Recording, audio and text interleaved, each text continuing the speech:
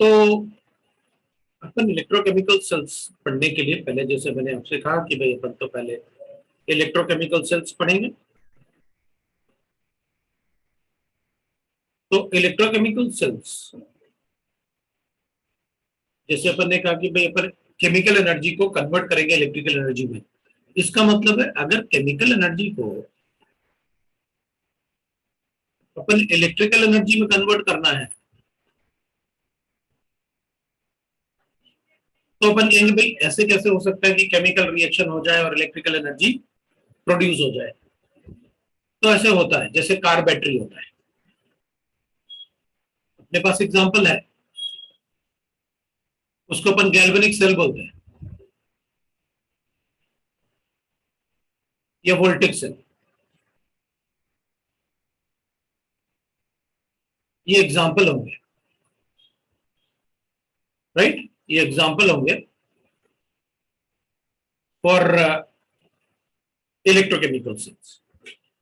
अब अगर chemical energy से इलेक्ट्रिकल एनर्जी बनाना है तो वो केमिकल रिएक्शन अपने आप होना चाहिए। जैसे कार का बैटरी होता है, उसमें अपन कोई केमिकल रिएक्शन अपन थोड़ी करते हैं, अपने आप ही केमिकल रिएक्शन होता है और फिर उसके बाद इलेक्ट्रिसिटी जनरेट होता है जिससे कार स्टार्ट होता है। It means that a reaction must be spontaneous, must be, जो रिएक्शन होंगे they must be spontaneous. The reaction must be spontaneous. Spontaneous reaction का मतलब है डेल्टा एच नेगेटिव होता है, एक्सोथर्मिक रिएक्शन होगा, जो भी केमिकल रिएक्शन होगा जिससे अपन इलेक्ट्रिसिटी प्रोड्यूस करेंगे। डेल्टा एस पॉजिटिव होना चाहिए, और अगर डेल्टा एस नेगेटिव है और डेल्टा एस पॉजिटिव है तो अपन को पता है delta G is equal to होता है delta H minus T delta S. ये जिब्स एनर्जी इक्वेशन अपन ने पढ़ा था। तो अगर किसी रिएक्शन के लिए ये नेगेटिव वैल्यू है और ये वाला वैल्यू अपन कहेंगे पॉजिटिव है तो ये भी नेगेटिव हो जाएगा फिर ओवरऑल इससे मल्टीप्लाई करके। तो अगर ये नेगेटिव है और डेल्टा एस पॉजिटिव है तो इससे मल्टीप्लाई करेंगे टी से तो विल गेट नेगेटिव। तो ये भी नेगेटिव है और ये ओवरऑल नेगेटिव होगा टी डेल्टा एस। तो डेल्टा जी नेगेटिव तो होगा ही होगा। अगर डेल्टा जी नेगेटिव होगा तो अपन कहते हैं वो रिएक्शन स्पॉन्टेनियस होगा। For a spontaneous reaction delta G is negative. The reaction can take place on its own. तो ऐसा कोई भी रिएक्शन जिसमें डेल्टा एच नेगेटिव हो और डेल्टा एच पॉजिटिव हो, they are called spontaneous reaction. Reaction take place on its own, take place on its own. ठीक है ना, उसमें रिएक्शन अपने आप ही हो जाए। तो ये प्रोसेस होना चाहिए इलेक्ट्रोकेमिकल सेल के। These are the required condition कि अगर हमें किसी सेल से वर्क डन करवाना है तो ऑब्वियसली बात है उसमें ये होना चाहिए। जैसे अपन रिमोट में सेल यूज करते हैं तो कोई रिमोट में सेल अपन कोई चार्ज इलेक्ट्रिसिटी थोड़ी देते हैं, उसमें रिएक्शन स्पॉन्टेनियस होता है, अपने आप होता है, जिससे कि इलेक्ट्रिसिटी प्रोड्यूस होता है और रिमोट चलेगा। ठीक है, अब इसको पढ़ने के लिए अपन को कुछ टर्म्स यूज करने होते हैं। तो अपन कुछ टर्म्स जो यूज करने हैं वो टर्म्स को अपन लिख लेते हैं। What does those terms mean, वो अपन लिख लेते हैं। एक टर्म अपन लिखेंगे दैट इज इलेक्ट्रोलाइट्स। एक टर्म होता है electrolyte. So any acid base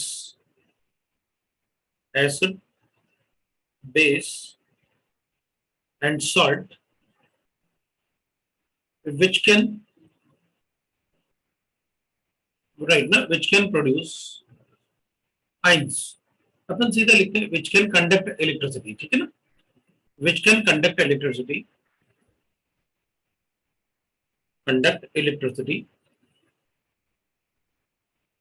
in aqueous medium or molten state।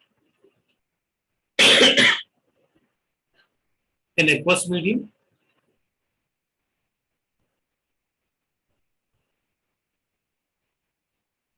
And in molten state, melted form है। molten मतलब फ्यूज्ड स्टेट होता है, molten और फ्यूज स्टेट, राइट। तो ये अपन बता सकते हैं। तो एक तो अपन से ये बार बार यूज होगा क्योंकि अपन को इलेक्ट्रोकेमिकल सेल पढ़ना है, तो इलेक्ट्रोलाइट के बारे में अपन को पता होना चाहिए, है ना, कि व्हाट इज इलेक्ट्रोलाइट। दूसरा अपन लिख सकते हैं दैट इज हाफ सेल, ठीक है। हाफ सेल होता है द वेसल विच कंटेन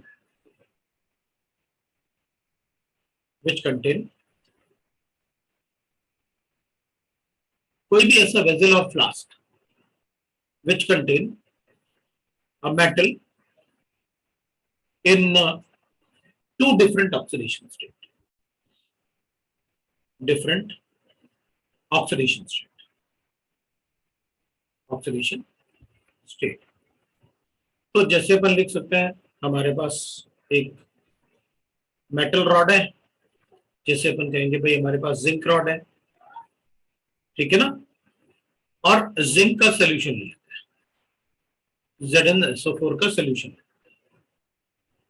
तो फिर अपन कहेंगे इस वेजल में, जो ये वेजल है हमारे पास, इस वेजल में जिंक दो ऑक्सीडेशन स्टेट में, एक तो जिंक एलिमेंटल स्टेट में है और दूसरा जिंक आयनिक स्टेट में, +2 स्टेट में, जो ये सल्फेट सोल्यूशन है।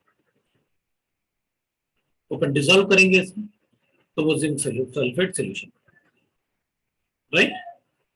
सो उसको अपन हाफ सेल बोल सकते हैं। Third we can write that oxidation potential, oxidation potential, ठीक है। ऑक्सीडेशन पोटेंशियल, ऑक्सीडेशन पोटेंशियल का मतलब होता है, जैसे अपन लिखेंगे कभी कभी वो ऑक्सीडेशन पोटेंशियल को OP जैसे भी लिख देते हैं। तो द टेंडेंसी ऑफ मॉलिक्यूल और ion, so the tendency of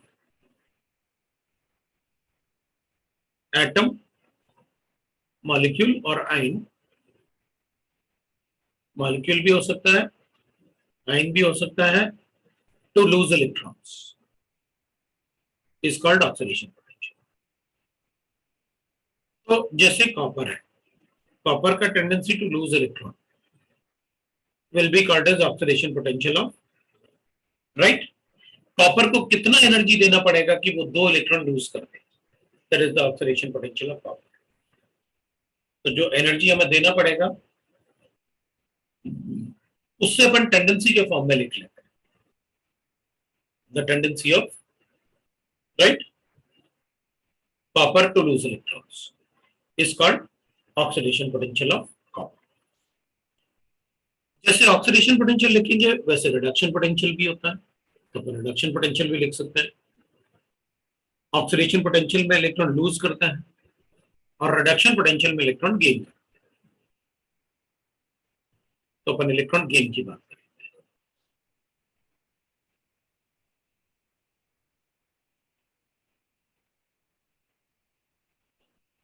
next page पे चले। नहीं सर, रुक जाओ। अब लिख लो पहले, फिर अपन नेक्स्ट पेज पे चलते हैं।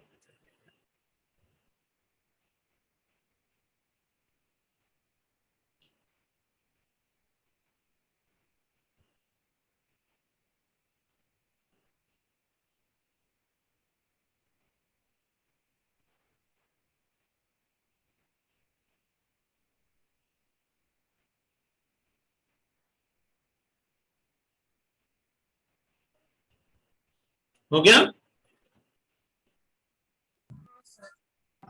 हाँ सर। नहीं sir.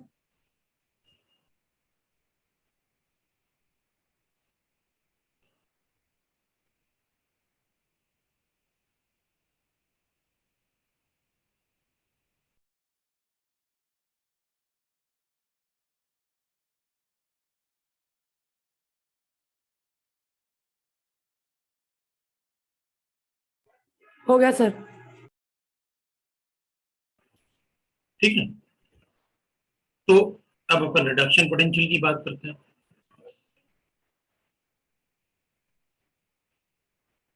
Reduction potential. Reduction potential होता है द टेंडेंसी ऑफ आयन और मॉलिक्यूल टू गेन इलेक्ट्रॉन।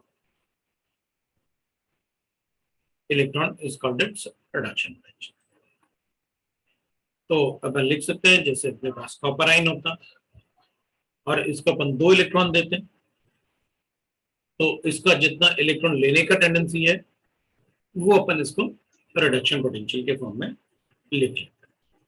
तो ये कॉपर में कन्वर्ट हो जाता है सॉलिड। ये एक्वस सॉल्यूशन है और एक्वस सॉल्यूशन में अगर अपन कॉपर को इलेक्ट्रॉन देंगे तो वो कॉपर में कन्वर्ट हो जाएगा। This is called reduction potential, right? That is called the reduction. तो ये रिडक्शन पोटेंशियल। अब अपन इलेक्ट्रोकेमिकल सेल का एक एग्जांपल ले लेते हैं। तो अपन इलेक्ट्रोकेमिकल सेल ले लेते हैं। Electrochemical cell, right? एक electrochemical cell that is a voltage cell वगैरह ऐसे बना लेते हैं अपन, है ना? तो इलेक्ट्रोकेमिकल सेल,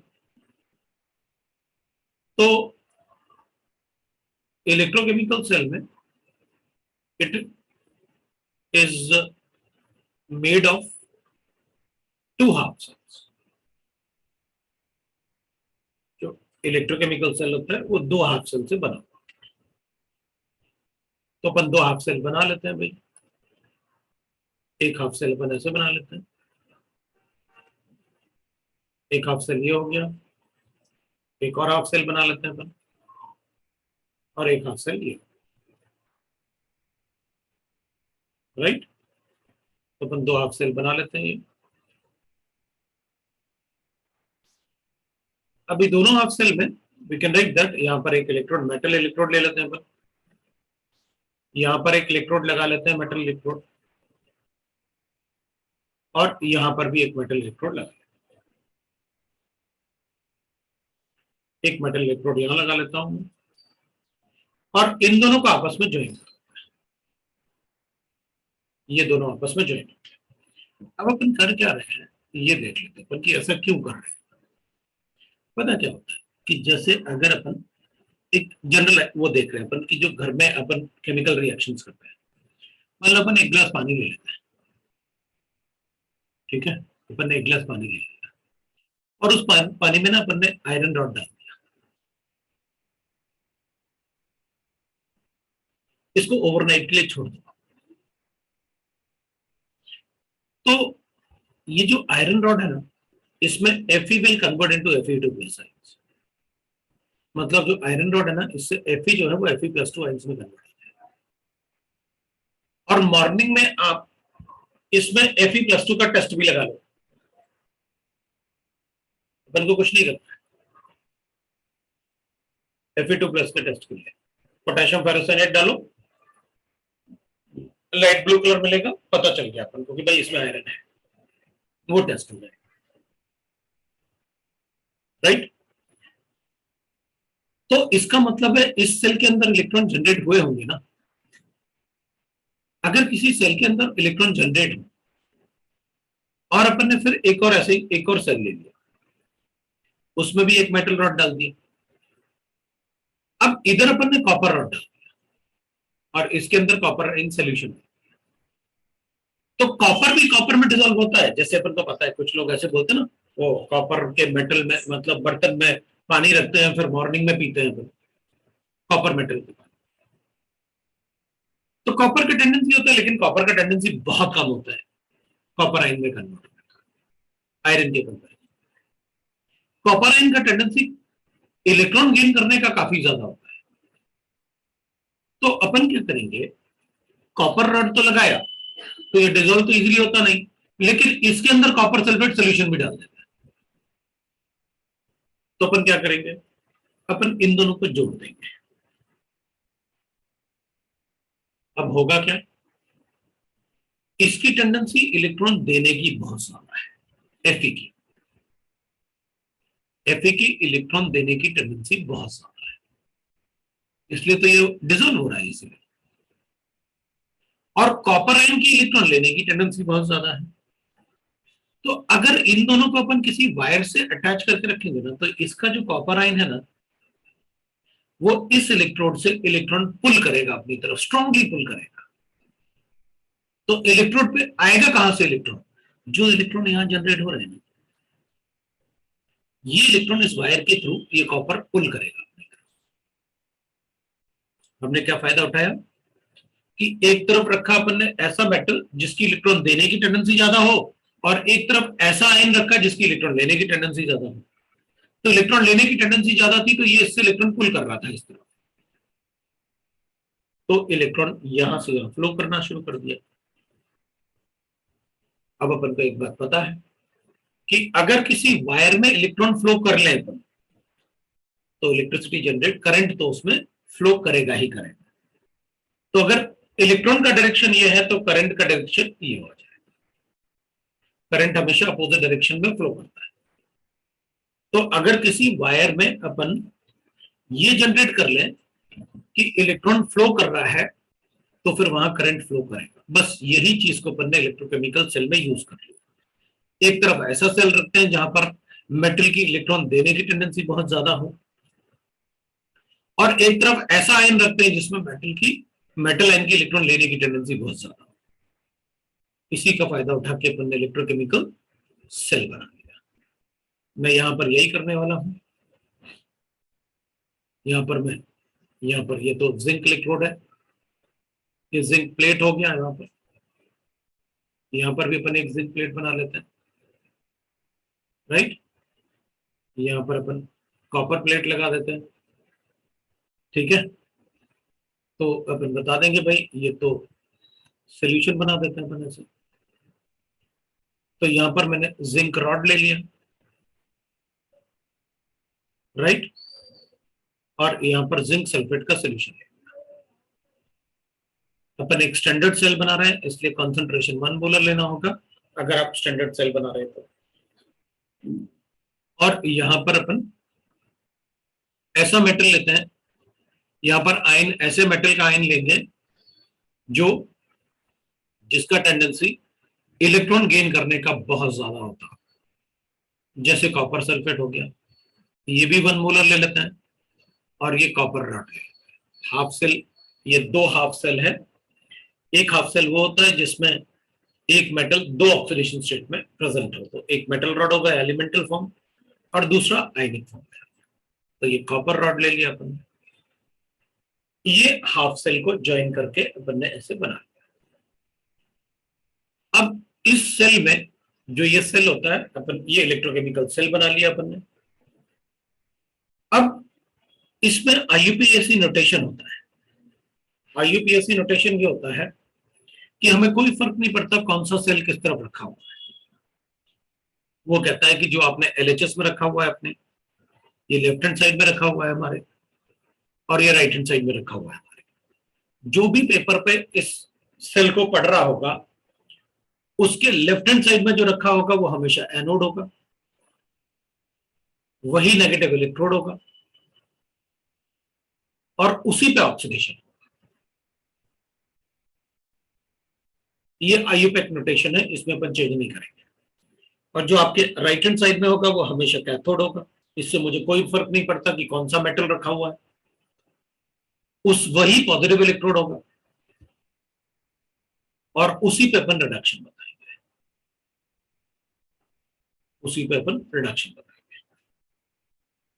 इसका मतलब है ये अपने लिए तो अल्फाबेटिकल ऑर्डर हो गया। एनोड आता है, पहले ए आता है, फिर सी आता है, फिर पहले एन आता है, फिर पी आता है, पहले ओ आता है, फिर आर आता है। मतलब ऑक्सीडेशन के साथ रिडक्शन पढ़ेंगे, नेगेटिव के साथ पॉजिटिव पढ़ते हैं, एनोड के साथ कैथोड पढ़ते हैं। तो जो भी अल्फाबेट में पहले आएगा वो लेफ्ट हैंड साइड में लिखा जाएगा, और जो बाद में आएगा वो राइट हैंड साइड में आएगा। इसलिए अपन इसको भी एलएचएस और आरएचएस से पढ़ लेते हैं, क्योंकि हमें कोई फर्क नहीं पड़ता किस तरफ कौन सा मेटल है, क्या प्रेजेंट है। जो भी आपने सेल लिया हुआ है, जो भी एलएचएस में रखा हुआ है, वो हमारे लिए एनोड है, और जो राइट हैंड साइड में रखा हुआ है वो हमारे लिए कैथोड है। तो बाकी पार्ट तो फिर खत्म हो गया हमारे पास। क्यों? क्योंकि मुझे पता है यहाँ पर आपको ऑक्सीडेशन करना है, यही नेगेटिव इलेक्ट्रोड है और ये आपका एनोड रिएक्शन। तो अपन इसमें अब लिख लेते हैं सेल रिएक्शन। तो अगर अपन एनोड का रिएक्शन देखेंगे तो लॉस ऑफ इलेक्ट्रॉन होगा क्योंकि ऑक्सीडेशन करना है। तो यहां पर zinc will go into zinc, यहां पर जिंक जो होगा वो जिंकाइन में कन्वर्ट होगा। So zinc will convert into zinc ion plus 2 electrons. और यहां पर कैथोड रिएक्शन जो लिखेंगे अपन उसमें रिडक्शन होगा। रिडक्शन मतलब होगा कि copper ion will gain electron and convert into copper. So overall cell reaction जो अपन लिखेंगे, ओवरऑल सेल रिएक्शन, तो overall cell reaction will be, अपन लिखेंगे दैट इज, ये दोनों को ऐड कर लेंगे अपन, तो जिंक प्लस कॉपर आयन होगा। इन दोनों को ऐड करूंगा तो इलेक्ट्रॉन इसमें एलएचएस में, इसमें आरएचएस में, वो तो कैंसिल हो जाने हैं। तो ये कन्वर्ट हो जाएगा कॉपर प्लस जिंक आयन। मतलब यहां पर अपने पास सॉलिड ये हो गया, ये एक्वस हो गया, ये सॉलिड हो गया और ये एक्वस हो गया। ये overall cell reaction, complete cell reaction. तो सेल रिएक्शन को देख के अपन को एक बात पता चल गया कि यहां पर इलेक्ट्रॉन लॉस होगा।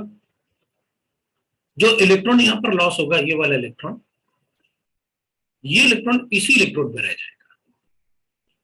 तो zinc will go into zinc ion and the electron will remain on this. तो इलेक्ट्रॉन जो होगा वो इस पे रहेगा, इलेक्ट्रोड पे।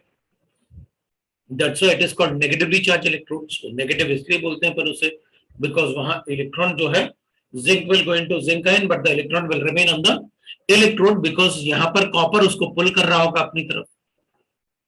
इलेक्ट्रॉन जो होगा वो पुल्ड अप होगा कॉपर की वजह से। ये डायरेक्शन ऑफ इलेक्ट्रॉन लिखा हुआ है मैंने, तो फिर डायरेक्शन ऑफ करंट उसका अपोजिट होता है, ये अपन को पता है। अब यहां पर जो इलेक्ट्रॉन आएगा, that electron will be lost here. तो इस पे जो इलेक्ट्रॉन होगा that will be lost here. और वो इलेक्ट्रॉन कौन एब्जॉर्ब कर रहा होगा? कॉपर आयन उन इलेक्ट्रॉन को ले रहा होगा। इसलिए अपन इसे पॉजिटिव इलेक्ट्रॉन कहते हैं, क्योंकि यहां पर इलेक्ट्रॉन लॉस्ट हो रहा है। ये आप कह सकते हैं कि यहां पर कैटायन का डिपोजिशन हो रहा है। तो यहां पर कैटायन का डिपोजिशन होगा, मतलब इसका मास जो होगा वो बढ़ेगा। और यहां पर ये ब्रेक हो रहा होगा तो इसका मास जो होगा वो कम होगा। तो mass of electrode in this case will decrease, क्योंकि जिंक डिसॉल्व हो रहा है। सो अपन बता सकते हैं कि एलएचएस में जिंक इलेक्ट्रोड का मास कम होगा। So mass of zinc electrode decreases, rod decreases, है ना, क्योंकि zinc is going into zinc ion, जबकि यहां पर mass of copper rod increases, क्योंकि उस पर तो डिपोजिशन हो रहा होगा, तो वो इंक्रीज हो रहा होगा copper rod. So we can write like that. ये अपन बता सकते हैं। ये मैं हटा देता हूं, इसकी जरूरत नहीं है अपन को।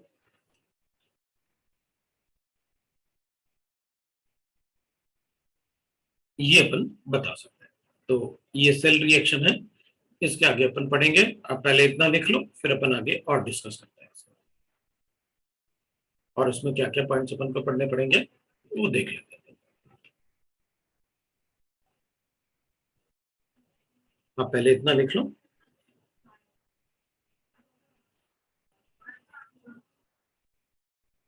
और कोई डाउट होगा तो पूछ लेते हैं।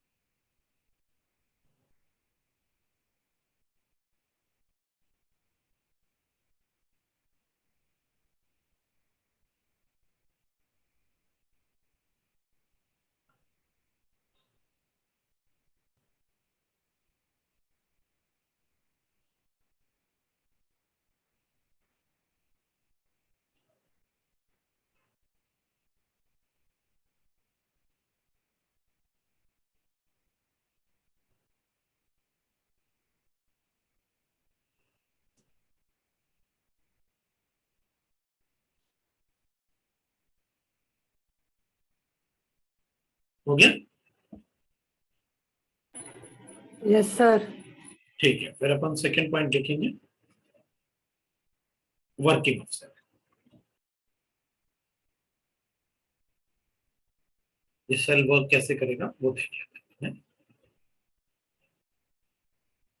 तो अब देखो, वी नो दैट मेटल की टेंडेंसी इलेक्ट्रॉन देने की ज्यादा होती है, ना कि इलेक्ट्रॉन लेने की। कोई भी मेटल हो, उसकी इलेक्ट्रॉन देने की टेंडेंसी हमेशा ज्यादा ही होगी एज कंपेयर टू इलेक्ट्रॉन लेने की। तो सेल का जो रिएक्शन शुरू होता है ना, वो लेफ्ट हैंड साइड से शुरू होता है। Since metal have more tendency to donate electron, to lose electrons. Metals have more tendency to lose electron. So cell reaction starts from LHS. Starts from LHS. यहां से शुरू होगा sir,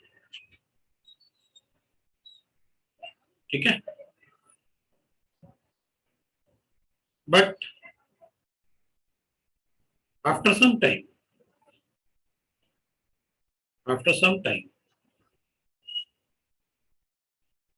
the concentration of zinc ion increases around N, and sulfate ion around cathode.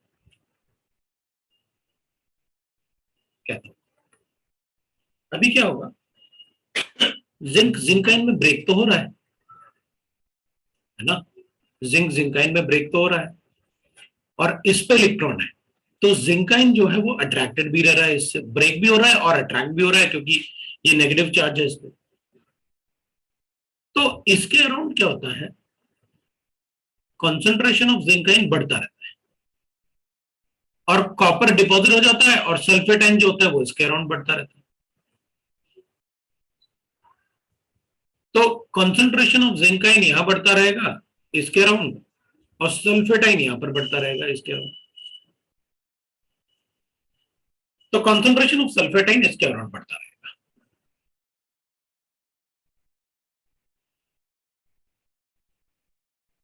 So after some time what will happen, अगर इसके around zinc ion बढ़ेगा और इसके around copper ion, तो थोड़ी देर के बाद इनमें सैचुरेशन पॉइंट आ जाएगा,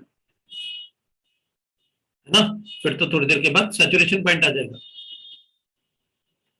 So when concentration near electrodes, the electrode reaches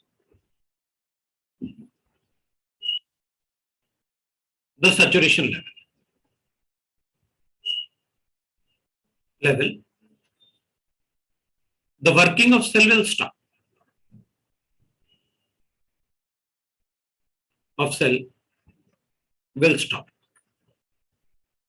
अभी क्या होगा, यहां अगर सैचुरेशन लेवल आ गया इसके अराउंड, तो फिर ये अब सल्फेट आयन इतना सारा है इसके अराउंड कि अब कॉपर यहां जो दूर है वो उसके पास नहीं जा पा रहा डिपॉजिट होने के लिए, और यहां पर जिंक आयन इतना ज्यादा हो गया, कॉन्सेंट्रेशन इतना ज्यादा हो गया कि सैचुरेशन पॉइंट आ गया, अब ब्रेक नहीं हो पा रहा है अपने आप, अब वो अपने आप ब्रेक नहीं हो पा रहा है। तो अगर वो अपने आप ब्रेक नहीं हो पा रहा है क्योंकि सैचुरेशन लेवल आ गया अब काफी ज्यादा, तो फिर अपन कहेंगे for continuous working of cell हमें ये कंसंट्रेशन इसके अराउंड कम करने पड़ेंगे। हमें क्या करना पड़ेगा, उसके अराउंड कंसंट्रेशन को कम करना पड़ेगा। तो इनके अराउंड कंसंट्रेशन को कम कैसे करेंगे, by using the salt bridge. Thus, for continuous working of cell,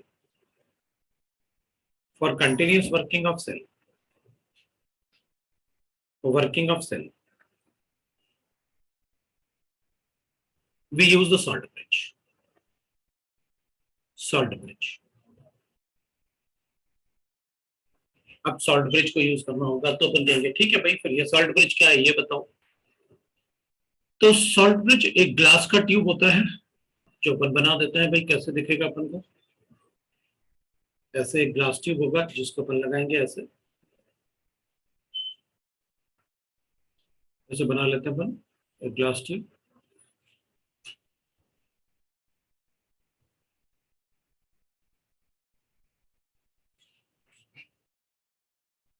तो ऐसे अपन एक ग्लास ट्यूब लगा लेंगे,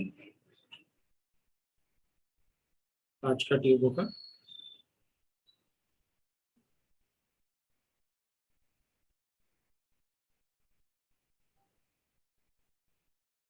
ठीक है, ये ग्लास ट्यूब होगा, ऐसे एक ग्लास ट्यूब लगा देते हैं अपन। और एक मिनट है, ठीक है बना देते हैं अपन, जल्दी जल्दी बना देते हैं, कोई फर्क नहीं पड़ता। ऐसे एक ग्लास ट्यूब लगा लेते हैं।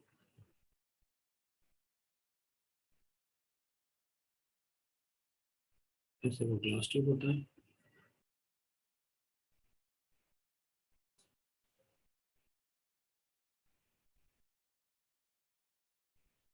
ऐसे अपन एक ग्लास, तो ये ग्लास ट्यूब होता है जिसमें अपन मतलब यहाँ पर इनर्ट इलेक्ट्रोलाइट फिल करेंगे। इधर इसमें कॉटन प्लग्स होते हैं ताकि सोल्यूशन अपने आप बाहर ना जाए। इधर कॉटन प्लग्स होंगे और इधर अपन ऐड करते हैं इसमें इनर्ट इलेक्ट्रोलाइट। इलेक्ट्रोलाइट ठीक है ना। तो यहाँ पर जो अपन फिल करेंगे ना इसमें,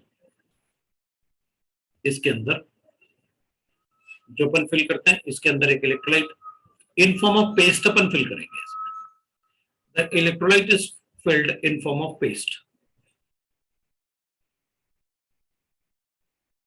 ठीक है ना, the electrolyte is filled in form of paste.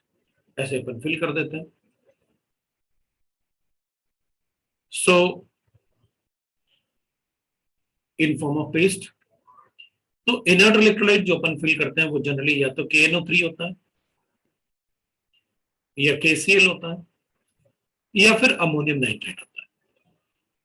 इन तीनों में से कोई एक इलेक्ट्रोलाइट अपन यूज कर लेते हैं। वैसे मोस्टली अपन KNO3 ही प्रेफर करते हैं ये इलेक्ट्रोलाइट। तो अब इससे वर्किंग कंटिन्यूस कैसे रहेगा वो देखते हैं अपन कि भाई ठीक है आपने बता दिया कि ये इलेक्ट्रोलाइट ऐसे फिल कर देंगे, बट उससे कंटिन्यूसली वर्किंग कैसे करेगा वो अपन देख लेते हैं। भाई अपन ने सॉल्ट ब्रिज यूज कर लिया इन फॉर्म ऑफ पेस्ट, उसमें इलेक्ट्रोलाइट डाल दिया, तो अपन यहां पर लिख लेते हैं function and characteristics of salt bridge. Of salt bridge, वैसे सॉल्ट ब्रिज से काफी मेंस वगैरह में काफी क्वेश्चन आते हैं सॉल्ट ब्रिज के फॉर्म में। मेंस वगैरह में तो अपन को काफी क्वेश्चन भी मिल जाते हैं, इवन एडवांस में मिलता है, ऐसा नहीं है कि एडवांस में नहीं आता है। अपन फंक्शन लिख लेते हैं, what are the function, salt bridge करता क्या है। तो अब ये नहीं लिखना है अपन को it is a glass tube, ऐसे वो सब अपन को पता है, वो दिख रहा है वो ग्लास ट्यूब है। सॉल्ट ब्रिज,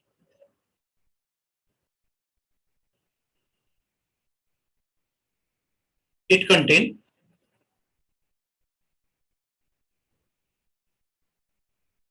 ठीक है ना, we'll write that it contain inert electrolyte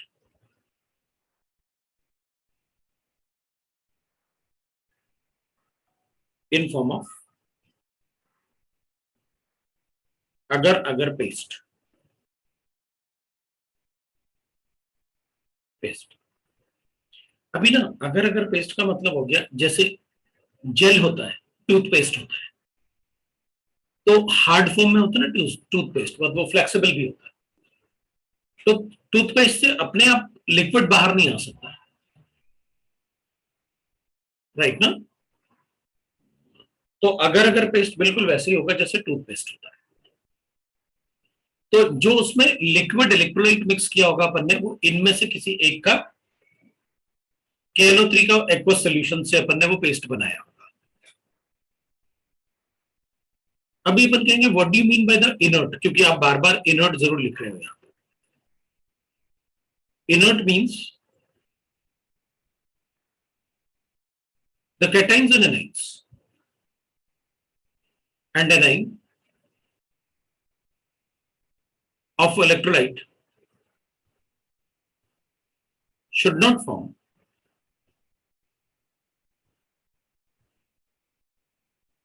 paste, that is a PPT है, PPT with the ions present in the two half cells, in the two half cells.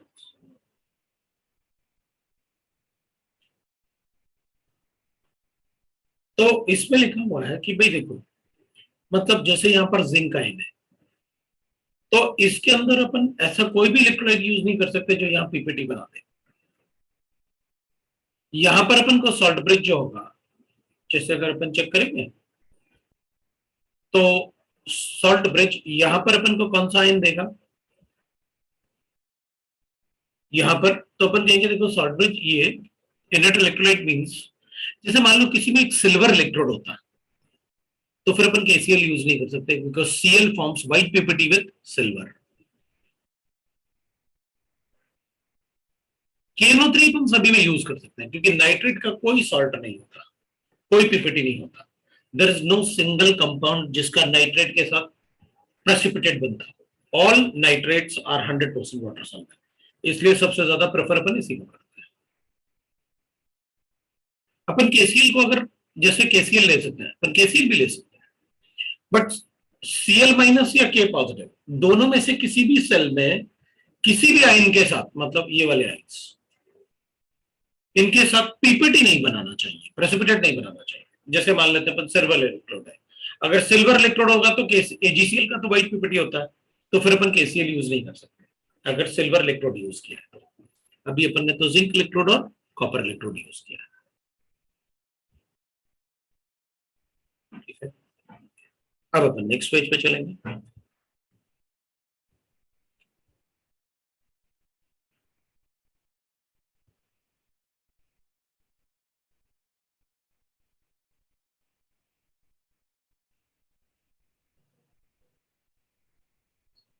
तो मैं next point page पे चलते हैं अपने।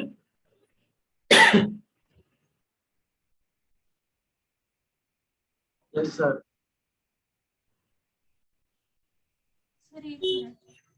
सेकंड पॉइंट लिखिए, the cations and anions present in the salt bridge, and anions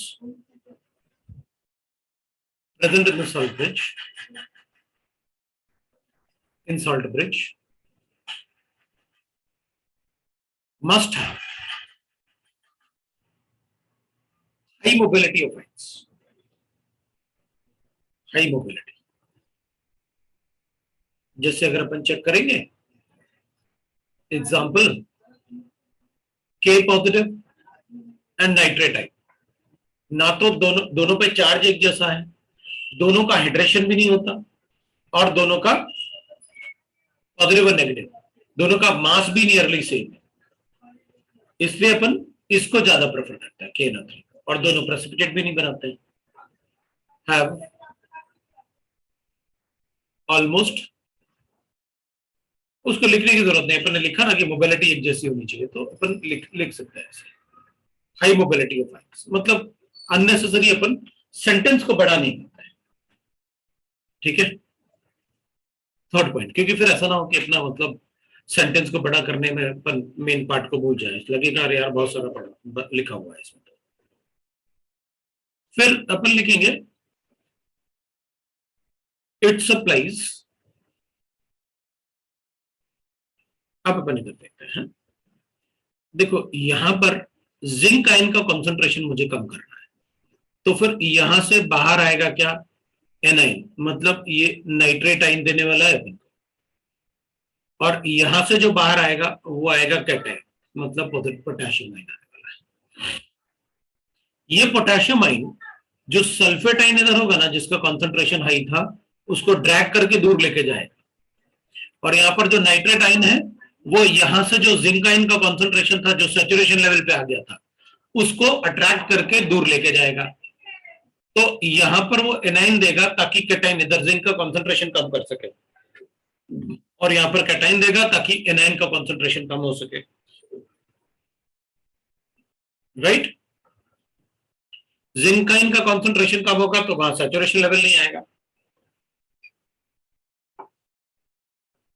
sulphate ion का concentration बढ़ेगा तो यहां सैचुरेशन लेवल नहीं आएगा। तो अपन लिखेंगे it supplies anion in anode compartment. Half cell है, कंपार्टमेंट मतलब half cell, and cation in anode compartment, in cathode compartment.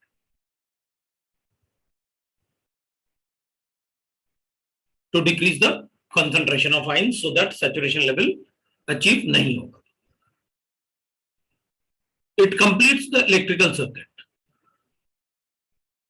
Complete the electrical circuit.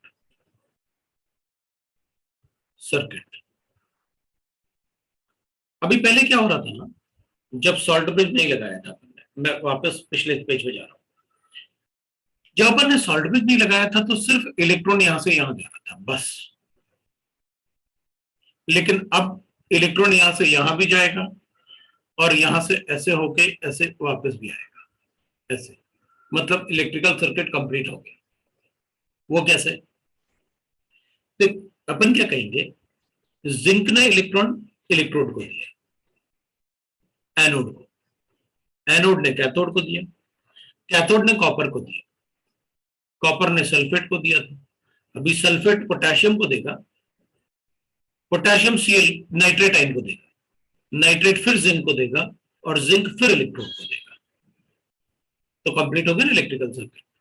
हमें इलेक्ट्रॉन का मूवमेंट बताना था ऐसे सर्किट कंप्लीट करके। कैसे? फिर से बताता हूं।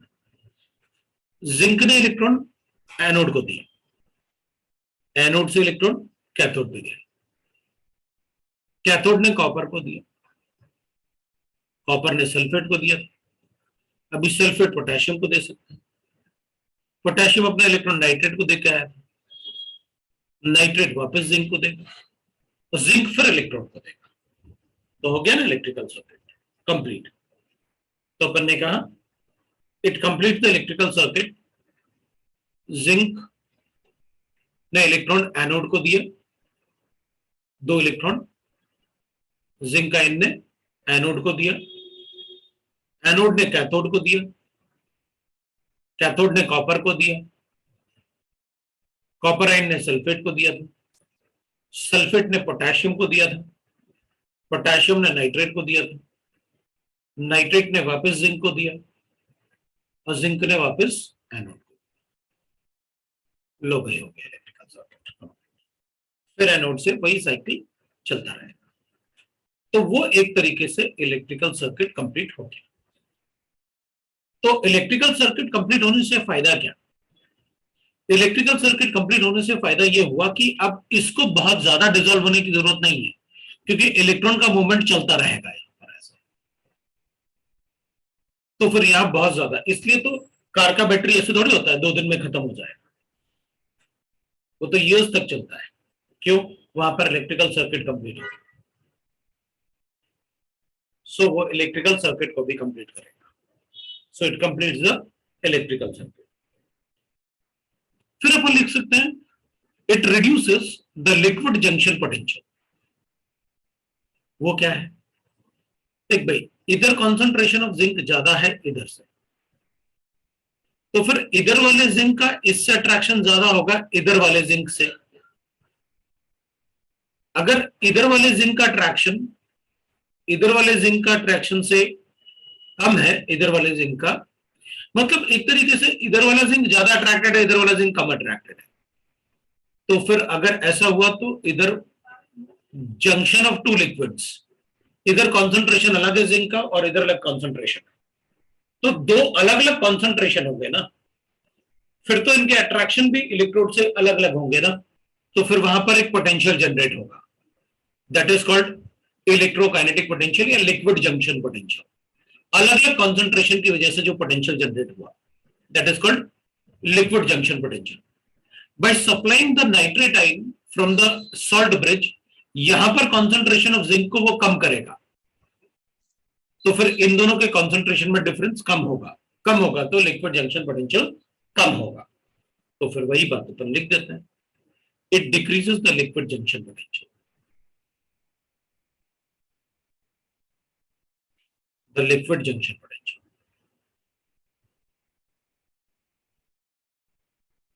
जंक्शन पोटेंशियल, वो लिक्विड जंक्शन पोटेंशियल को डिक्रीज करेगा by decreasing the concentration near the electrodes.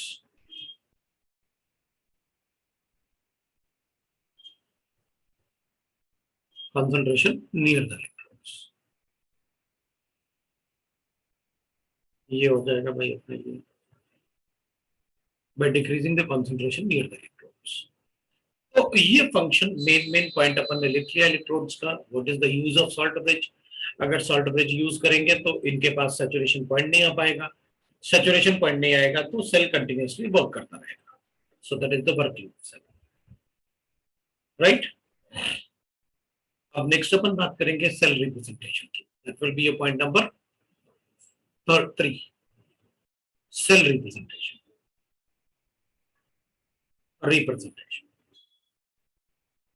किसी भी सेल को अपन कैसे रिप्रेजेंट करेंगे वो देख लेते हैं। अभी व्हाट विल हैपन, जैसे अपन ने यहां पर सेल लिखा ना ये वाला, तो अपन को इतना सेल बनाने की जरूरत नहीं पड़ती है। व्हाट वी से, आप सेल को इतना सेल बनाने के बजाय बस ऐसे लिख लो, जिंक गोइंग इनटू जिंक, हो गया हाफ सेल। मतलब यहां पर ऑक्सीडेशन हो रहा है, जिंक इलेक्ट्रॉन लूज कर रहा है, जिंक आयन में जा रहा है, तो अपन को पता है अगर ऑक्सीडेशन हो रहा है तो वो नेगेटिव इलेक्ट्रोड होगा और वो एनोड भी होगा। और यहां पर पूरा सेल बनाने की जरूरत नहीं है, अपन बस लिख लें copper ion converts into copper, तो ऐसे अपन सेल रिप्रेजेंटेशन लिख सकते हैं, पूरा सेल बनाने की जरूरत नहीं होती है। तो सेल रिप्रेजेंटेशन में अपन को दो हाफ सेल ऐसे लिख लेने होते हैं, तो अपन लिख देते हैं भाई दो हाफ सेल, ये आपका एनोड और कैथोड, तो एक अपन एनोड बनाएंगे और एक अपन कैथोड बनाएंगे, हाफ सेल। तो इधर अपन लिखेंगे zinc which is solid converts into zinc sulphate, और इसका कॉन्सेंट्रेशन अपन को गिवन है, जैसे 1 मोलर अपन ने लिख रखा है, तो अपन पूरा लिख सकते हैं कि भाई जिंक सल्फेट सॉल्यूशन है। इधर अपन लिख सकते हैं कि भाई जो कॉपर है वो कॉपर सल्फेट में कन्वर्ट हो रहा है, copper solid converts into copper sulphate, और वो दैट इज एक्वस सॉल्यूशन होगा, तो उसका कॉन्सेंट्रेशन 1 मोलर अपन ने ले रखा है। और इन दोनों सेल को सिंस अब अपन को थोड़ा सा अलग अलग सेपरेट भी करना पड़ेगा, तो दो पैरेलल लाइन से अपन सेपरेट कर देते हैं। ये जो दो पैरेलल लाइन है ना, ये रिप्रेजेंट करते हैं सॉल्ट ब्रिज को, ठीक है ना, दो पैरेलल लाइन जो है वो सॉल्ट ब्रिज को रिप्रेजेंट करेंगे। और ये जो लाइंस अपन ने पैरेलल लाइंस ऐसे ड्रॉ कर रखे हैं, ये रिप्रेजेंट करते हैं फेज बाउंड्री को, मतलब ये सॉलिड था और ये एक्वस है, तो वो फेज बाउंड्री बोल सकते हैं, तो इनको अपन फेज बाउंड्री बोल सकते हैं। That is how we can represent the cell. अब पूरा सेल बनाने की बार बार अपन को जरूरत नहीं पड़ेगी, अपन ऐसे सेल बना के बता देंगे what is the cell representation, ऐसे बता सकते हैं, ठीक है। So that is the cell representation. और भी सेल्स पढ़ेंगे अपन, जिसमें अपन केमिकल रिएक्शन लिख के और सेल लिख के बता सकते हैं। ये एनोड है, इस पे ऑक्सीडेशन हो रहा है, यहाँ दिख रहा होता है एलिमेंटल स्टेट 0 है, इधर +2 है मतलब ऑक्सीडेशन हो रहा है, इधर 0 है तो मेटल था, इधर +2 है मतलब इलेक्ट्रॉन लॉस हुआ होगा, वो सेल रिप्रेजेंटेशन में भी दिखता है। जो भी पैरेलल लाइन के राइट हैंड साइड में लिखा है वो हमेशा कैथोड होगा, और जो लेफ्ट हैंड साइड में लिखा है वो हमेशा एनोड होगा, इससे में कोई फर्क नहीं पड़ेगा कि कौन सा मेटल। फोर्थ पॉइंट अपन लिख लेते हैं electromotive force, electromotive force, force of cell. उसको अपन ईएमएफ बोलते हैं ऑफ सेल। तो ईएमएफ ऑफ द सेल होता है the EMF of the cell, the cell is the force by which the cathode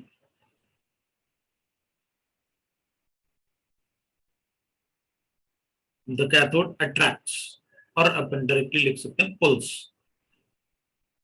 है ना, pulls the electron from the anode is called electromotive force. So the force by which, मतलब अपन ने लिखा हुआ है कि जिस फोर्स से ये कैथोड, जिस फोर्स से इलेक्ट्रॉन को पुल कर रहा होगा एनोड से अपनी तरफ, कैथोड की तरफ, उसको कहते हैं अपन इलेक्ट्रोमोटिव फोर्स। तो लिख देंगे अपन भाई इलेक्ट्रोमोटिव फोर्स क्या होता है। तो किसी भी सेल के लिए इलेक्ट्रोमोटिव फोर्स जो है इट इज डिनोटेड बाय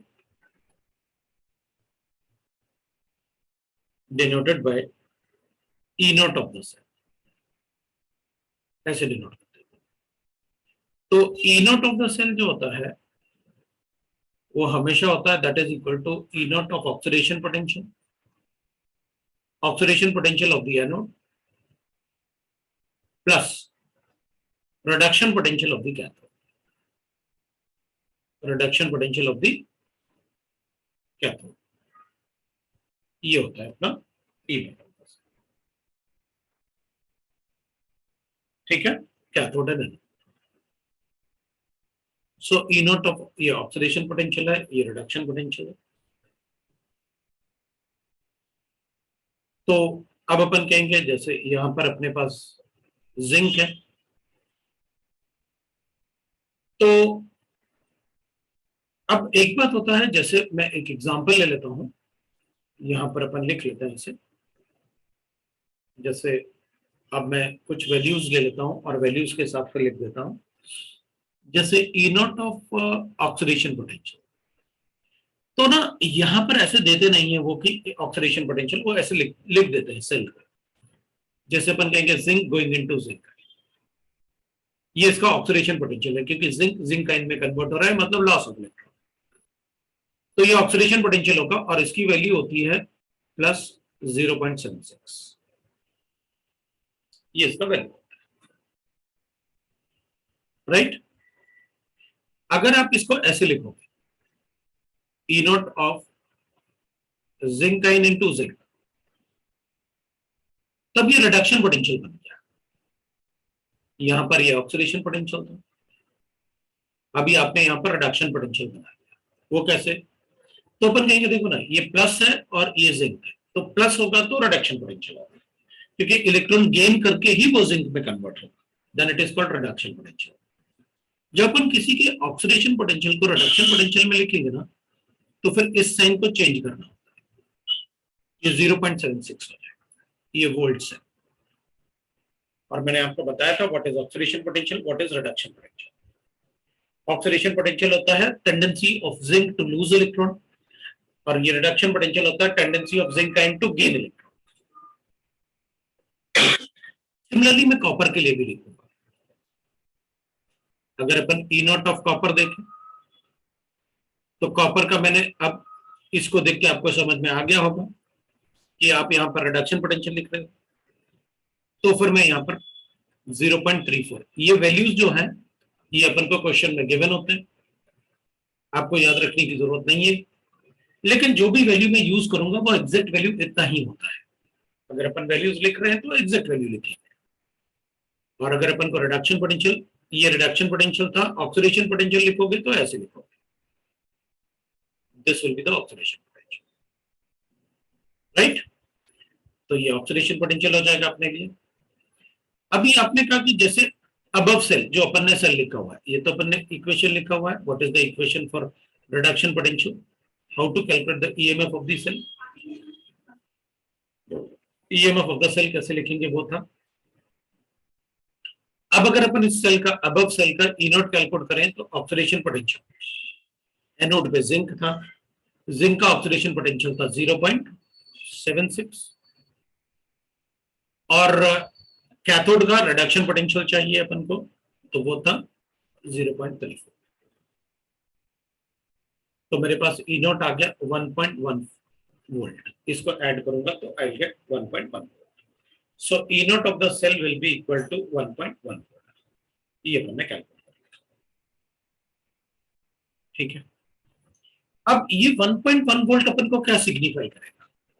तो 1.1 वोल्ट सिग्निफाई करेगा कि द इलेक्ट्रॉन, द सेल, मतलब यहां पर 1.1 वोल्ट का मतलब हो गया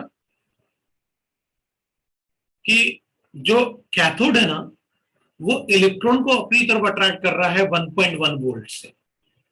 मतलब कितना फोर्स लगा रहा होगा वो?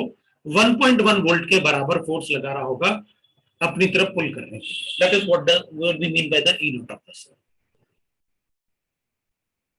अब होगा क्या, अपन को एक बात पता है, अगर किसी ऑक्सीडेशन पोटेंशियल को रिडक्शन पोटेंशियल बनाना है तो उसका साइन अपन को चेंज करना होता है। ठीक है, स्कूल में अपन को क्या होगा कि हमेशा रिडक्शन पोटेंशियल ही गिवन होते हैं और सभी जगह अपन को रिडक्शन पोटेंशियल गिवन होते हैं। तो अपन क्या कर सकते हैं, अपन ऐसे लिख सकते हैं, E naught of the cell, मैं रिडक्शन पोटेंशियल को, ऑक्सीडेशन पोटेंशियल को रिडक्शन पोटेंशियल में कन्वर्ट कर रहा हूं। So E naught of reduction potential anode पे। भाई मैंने एनोड को जब रिडक्शन पोटेंशियल बनाया तो नेगेटिव साइन लगाया। आपको पता है अगर आप ऑक्सीडेशन पोटेंशियल को रिडक्शन पोटेंशियल में कन्वर्ट करोगे तो आपको साइन चेंज करना पड़ेगा, या रिडक्शन पोटेंशियल को ऑक्सीडेशन पोटेंशियल में कन्वर्ट करोगे तो भी साइन चेंज करना पड़ेगा। तो जैसे मैंने आपसे कहा कि अपन को क्वेश्चन में तो हमेशा रिडक्शन पोटेंशियल गिवन होंगे, तो अपन अपना इक्वेशन भी रिडक्शन पोटेंशियल के फॉर्म में लिख लेते हैं। प्लस इसका तो रिडक्शन पोटेंशियल था ही पहले से कैथोड का, E naught of reduction potential of cathode. तो फिर सीधे लिख देते हैं भाई, E naught of the cell होता है E naught of cathode minus E naught of anode. This minus this कर लेते हैं, दोनों ही रिडक्शन पोटेंशियल के फॉर्म में। ये अपन यूज करेंगे हमेशा, क्योंकि आपको स्कूल में भी यही बताया जाएगा और मोस्टली अपन को रिडक्शन पोटेंशियल गिवन होंगे, तो अपन इसी इक्वेशन को यूज करके डायरेक्टली कैलकुलेट कर लिया करेंगे। तो इस इक्वेशन को अपन यूज कर लिया करेंगे to calculate the reduction potential. ठीक है, तो अगर किसी भी सेल में अपन को रिडक्शन पोटेंशियल गिवन है तो अपन सीधा कैथोड माइनस एनोड लिख के अपन रिडक्शन पोटेंशियल कैलकुलेट कर लिया करेंगे। ठीक है, अब इससे आगे अपन पढ़ेंगे वर्क डन और free energy of the cell, है ना? या फिर अपन पहले लिख सकते हैं व्हाट इज, नेक्स्ट पेज पे चले।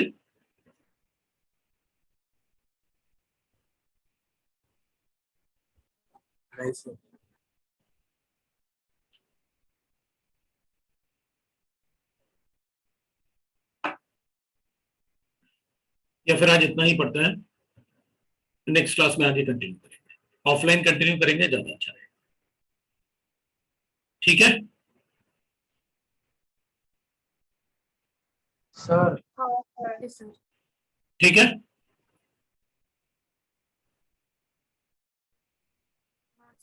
चलो इसका लिंक में भेजूंगा आपको, ये वाले पार्ट का है जो अपन ने पढ़ा।